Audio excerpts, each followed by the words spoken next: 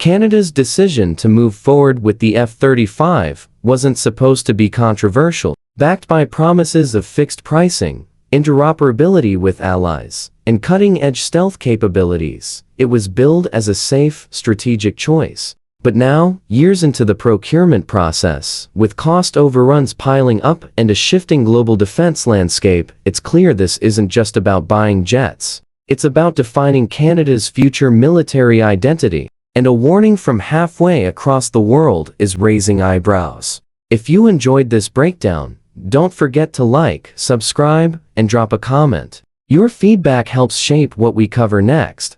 And you being here keeps the conversation going. Thanks for watching. See you in the next one.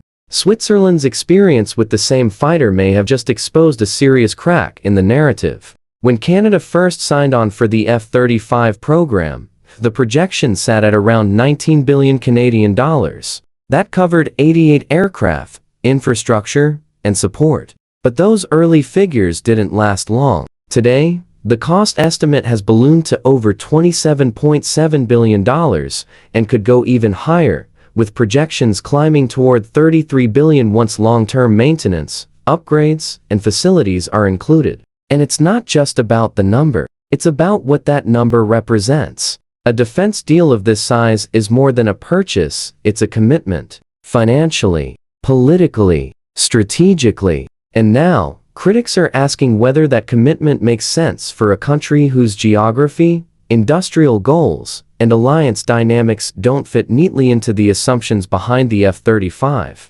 Then came the Swiss case. Switzerland's own F-35 procurement was initially framed the same way: modern capability at a fixed price, with built-in protections. But things quickly unraveled. Costs escalated.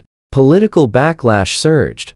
Trade tensions, including unexpected tariffs, further destabilized the contract. Swiss lawmakers were left scrambling for answers. The public outcry was sharp. And the lesson became clear. In a world of fluctuating markets and global pressure, fixed price doesn't mean much when you're dealing with complex, foreign-controlled military systems. Now, Canada's watching. Because if it can happen to Switzerland, a country known for precision, neutrality, and fiscal discipline, it can happen anywhere. The illusion of control over such a massive defense deal is under serious scrutiny. And as the bill for Canada's F-35 program keeps growing, so do the questions. What's being debated now isn't just dollars and cents. It's about autonomy, technological control, industrial sovereignty. Canada faces a critical fork in the road: double down on the F-35 and deepen its integration with U.S. defense systems, or rethink the path entirely by exploring alternatives like Sweden's Saab Gripen. Saab's proposal includes local assembly, technology transfer, and the creation of thousands of aerospace jobs across Canada. It's not just a procurement, it's industrial policy. It would allow Canada to grow a homegrown defense ecosystem, reduce dependence on foreign suppliers, and secure intellectual property rights for long-term development. In short, it would make Canada more self-reliant. That's a hard thing to walk away from. But it's also not a simple trade-off. Military leadership has been vocal. The F-35 is unmatched in high-end conflict. Its stealth, its networking, its electronic warfare suite, none of that can be ignored. And in a future where peer-state conflict is a growing concern, operational effectiveness can't be compromised. That's where the idea of a split fleet enters the conversation. Some argue that Canada could operate both aircraft, the F-35 for NATO-aligned, high-threat scenarios, and the Gripen for domestic patrol, sovereignty missions, and industrial capacity. But that comes with its own risks. Split fleets mean split infrastructure, split logistics, split training. Twice the cost in some areas, more complexity in others. You gain flexibility, but at the potential cost of cohesion. Critics call it inefficient. Supporters call it smart diversification. The debate cuts deep, touching on long-term strategy, not just tactics. And that's the bigger issue. Canada isn't just buying jets, it's choosing a defense model. Is the goal to remain fully aligned with U.S. military systems, benefiting from shared development, rapid upgrades, and allied standardization? Or is the goal to assert greater independence, build domestic capability, and protect national sovereignty from future supply chain shocks. Because relying on the F-35 doesn't just mean using American technology, it means depending on American sustainment cycles, part supply, and upgrade timelines. It means accepting that decisions made in Washington will shape the future of Canada's fighter force, whether Canada agrees with them or not. Supporters argue that the price is worth it. The F-35 isn't just a plane, it's a node in a larger network. If you enjoyed this breakdown, don't forget to like, subscribe, and drop a comment. Your feedback helps shape what we cover next. And you being here keeps the conversation going. Thanks for watching. See you in the next one that Canada can plug into to maintain military relevance in 21st century warfare. But others push back. If that network comes with financial risk, strategic dependence, and industrial stagnation, is it really worth the cost? The Swiss experience adds fuel to that skepticism. Their carefully negotiated deal didn't prevent political blowback. It didn't shield taxpayers from hidden costs. It didn't preserve transparency. It only reinforced how vulnerable even safe contracts are when they involve globalized supply chains and foreign defense primes. And in that light, Saab's Gripen offer looks less like a compromise and more like a counterweight. A chance for Canada to pivot to control its own maintenance, shape its own upgrades, and build national resilience at home. A chance to strengthen defense capability without outsourcing every layer of it. But what's clear is that the conversation has moved far beyond technical specifications. This is about the shape of Canadian defense policy, about whether the country will define its future through embedded alliances or autonomous capability, whether it will accept rising costs in the name of tactical edge, or invest in long-term industrial self-reliance, even if that means operational compromises. The broader geopolitical context can't be ignored. Locking into U.S. systems strengthens ties with the world's dominant military power. That has strategic advantages.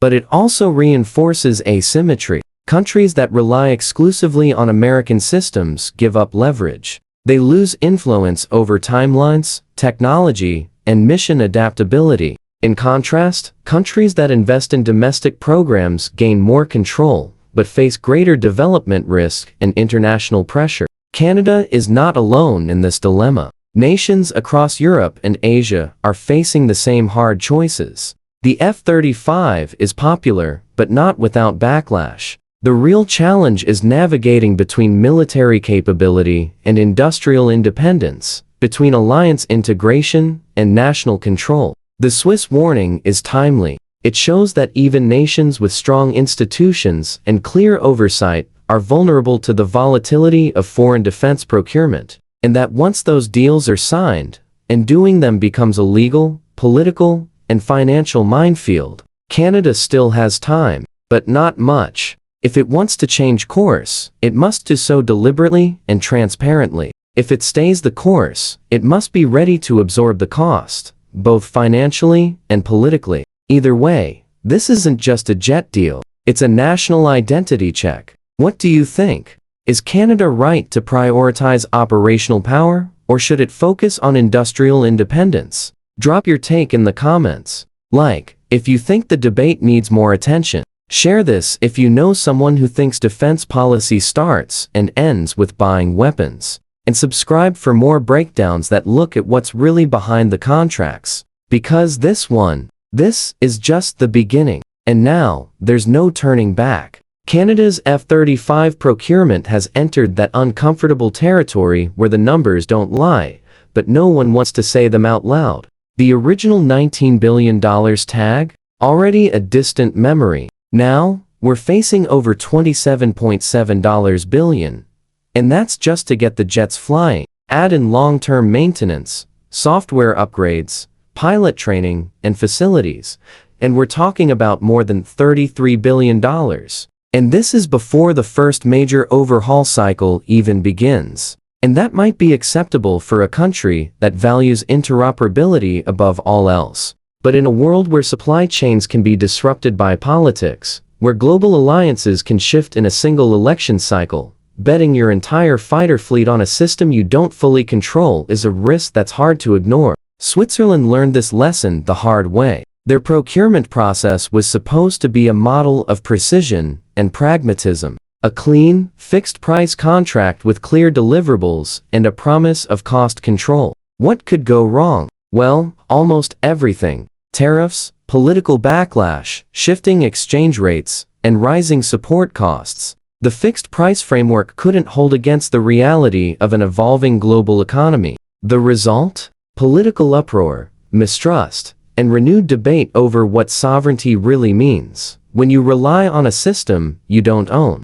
For Canada, the warning is loud and clear. The F-35 might be cutting edge, but the cost of access is steep, and not just financially. It's about independence, or the lack of it. It's about whether your military future is dictated by national interest or by the constraints of multinational programs and foreign control. This is where the Gripen becomes more than just an alternative, it becomes a litmus test. The Saab Gripen doesn't have the same stealth profile. It's not part of a sprawling multinational network. But what it does offer is ownership, control, flexibility. It's a system that can be built, maintained, and modified in country. Saab's proposal isn't just to sell planes, it's to transfer knowledge, to create jobs, to build capability within Canada's borders. That's not a feature of the F-35 deal. It's not even on the table. And that's where the debate shifts from military capability to industrial strategy. Canada isn't just asking what kind of fighter it wants to fly. It's asking what kind of country it wants to be. Does it want to remain dependent on foreign defense suppliers? Or does it want to build a domestic aerospace industry capable of supporting itself? Supporters of the Gripen point to the economic upside. Thousands of jobs. Technology transfer, local assembly lines, Canadian universities and research institutions partnering with European aerospace engineers to develop next-gen capabilities not just in fighters, but in radar, propulsion, avionics. It's not just a defense project, it's an industrial development plan. But critics raise valid concerns. The Gripen isn't battle-proven in the same way. Its combat record is limited. It hasn't flown alongside U.S. forces in high-threat theaters, and its long-term survivability in a conflict involving peer adversaries is largely theoretical. In contrast, the F-35 is already in service with the U.S., the U.K., Japan, Australia, and others. It's battle network-ready, integrated, and scalable. And yes, it's expensive, but it delivers a type of warfighting power that smaller nations simply can't replicate on their own. That's the divide. Do you want the most powerful tool available today, even if it means ceding long-term control? Or do you want a platform that gives you sovereignty, even if it comes with limitations? There's no perfect answer, and that's why this debate is so divisive. Then there's the split fleet argument: bring in the F-35s for NATO missions and deploy Gripens for domestic and Arctic patrols. It sounds clever on paper, redundancy, flexibility, tailored deployment, but in practice, it's expensive.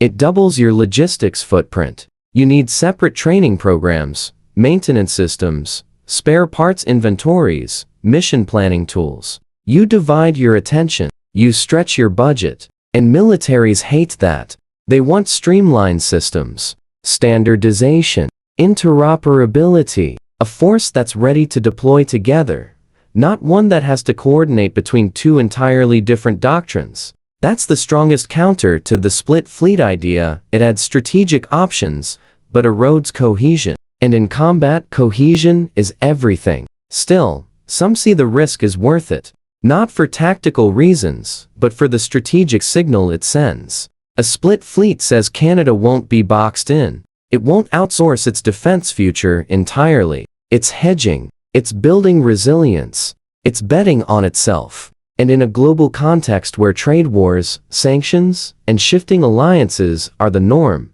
that bet makes more sense than ever. Because what happens if political tensions rise between the US and Canada? Or if Congress changes the terms of technology sharing, or if the maintenance backlog on the F-35 gets worse, and Canada finds itself grounded, waiting for parts that don't arrive? These aren't hypotheticals. These are real issues facing current F-35 operators. And unless you have a plan B, you're stuck. That's what this moment is about. It's about whether Canada builds a military for interoperability or for independence. Whether it buys into a global system or creates its own. Whether it accepts being a customer or decides to become a producer. No one's pretending the Gripen is a silver bullet. It's not as stealthy. It's not as networked. But it offers something the F-35 never will. Freedom. Freedom to modify. Freedom to upgrade. Freedom to adapt without asking permission. That might not win a dogfight today, but over the next 30 years, that could define the nation's defense posture. And let's not forget the economics. The F-35 has failed to meet its cost targets in almost every partner nation. Sustainment costs are now the biggest concern. Software updates, system upgrades, stealth coding repairs, all of it adds up. Canada might afford it now, but what about in 10 years? Or 20? Once locked in, the cost of exit is enormous. And that's not just financial, it's strategic. This is about national leverage. About having options. The Swiss learned what happens when you assume stability in a system you don't control. Canada has a chance to do it differently. But that window is closing. Once the full procurement goes through, reversal becomes nearly impossible. The facilities get built. The training begins. The contracts lock in. The dependencies deepen. And just like that, the path is set for decades. That's why this debate matters. Because the choice Canada makes today won't just shape its Air Force. It will shape its economy, its alliances, its role in global defense supply chains. It will determine whether it can act independently in a future crisis, or whether it has to wait for a green light from someone else. The F-35 is a powerful jet, no question. But power without control isn't strength, it's dependence. The Gripen might be a step down in raw capability, but it's a step up in sovereignty. So what matters more? The uncomfortable truth is that this isn't just a procurement, it's a declaration. Whichever direction Canada chooses, it will be sending a message far louder than any press release. Sticking with the F-35 signals full alignment with the U.S., deeper integration into allied operations, and a commitment to maintaining parity in high-end warfare. But it also means accepting long-term dependence on a foreign-controlled platform economically, technologically, and strategically. Choosing the Gripen, on the other hand, would say something very different, that Canada values control over complexity, domestic resilience over imported capability, and is willing to make trade-offs in raw combat performance in order to build something lasting at home. It's not about isolationism, it's about independence. That subtle but powerful difference matters more in this new geopolitical landscape than it ever did during the Cold War era, where interoperability ruled everything. No one's saying this choice is easy. It's not. But what makes it urgent is that the world is shifting fast. Global supply chains are strained. Defense partnerships are increasingly transactional, and wars are no longer hypothetical. The margin for error is shrinking, and every strategic dependency becomes a potential vulnerability. This is why the Swiss experience rattled so many cages. It proved that even the most disciplined, neutral, well-managed procurement process can break down under external pressure. It reminded everyone Canada included that fixed-price contracts and polished brochures don't hold up against economic reality and geopolitical stress. Let us know how you see it. Is it smarter to commit to the global elite of 5th-gen warfare, even with all the strings attached? Or should Canada take the harder, longer road toward defense independence? Drop your thoughts in the comments. If you think this conversation needs to be part of the national dialogue. Share it with someone who still thinks it's just about which plane looks cooler. And subscribe for more deep dives into the decisions shaping the future not just of warfare, but of sovereignty itself.